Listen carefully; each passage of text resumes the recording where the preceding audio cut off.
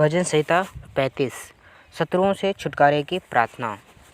हे यहोवा, जो मुझसे लड़ते हैं तू ही उनके साथ लड़, जो मुझसे युद्ध करते हैं तू ही उनसे युद्ध कर।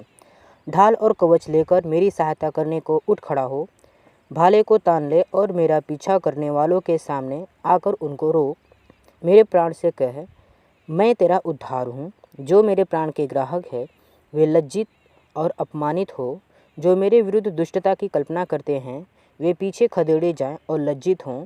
वे हवा से उड़ जाने वाली भूसा के समान हो, जिन्हें यहोवा का दूत खदेड़ता जाए। उनका मार्ग अंधे और फिसलन भरा हो और यहोवा का दूत उनका पीछा करता जाए। क्योंकि उन्होंने अकारण मेरे लिए जाल बिछाया, बिना कारण उन्होंने मेरे प्राण के लिए गड्ढा खोदा। उनमें से प्रत्येक पर अचानक विनाश आ पड़े। अपने बिछाए जाल में वह आप ही फंसे, उसी विनाश में वह स्वयं पड़े। मेरा प्राण यहोवा में आनंदित होगा और उसके उद्धार के कारण मग्न होगा। मेरी हड्डी हड्डी कहेगी, हे यहोवा, तेरे तुल्य कौन है? जो पीड़ित हो उस बलवान से जिसके सामने वह ठहर नहीं सकता बचाता है और दीन दरिद्रों की लुटेरे से रक्षा करता है। झूठे गवाह उठ खड़े होते हैं और जिन बातों को मैं नहीं जानता वे ही पूछते हैं।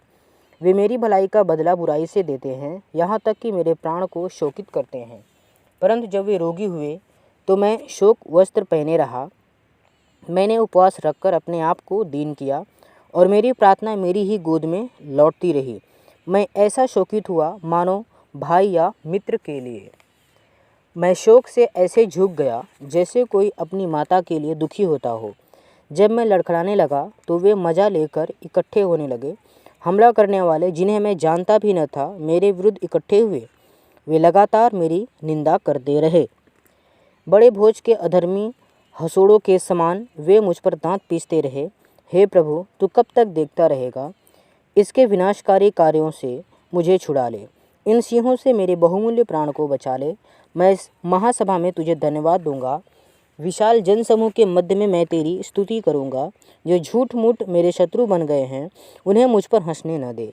जो अकारण मुझसे घृणा करते हैं उन्हें द्वेष से घूरने न दे, क्योंकि वे मेल की बातें नहीं करते, परंतु जो देश में शांति से रहते हैं उनके विरुद्ध छल की कल्पनाएं करते रहते हैं। उन्होंने मेरे विरुद्ध मुँह फाड़ा। उन्होंने कहा, आहा आहा, हमने अपनी आंखों से देखा है। हे यहोवा, तूने तो देखा है, चुप न रह। हे प्रभु, मुझसे दूर न रह। जाग, मेरे न्याय के लिए उठ। हे मेरे परमेश्वर, हे मेरे प्रभु, मेरी ओर से मुकदमा लड़। हे मेरे परमेश्वर यहोवा, अपनी धार्मिकता के अनुसार मेरा न्याय चुका और उनको मुझ पर हंसने न दे।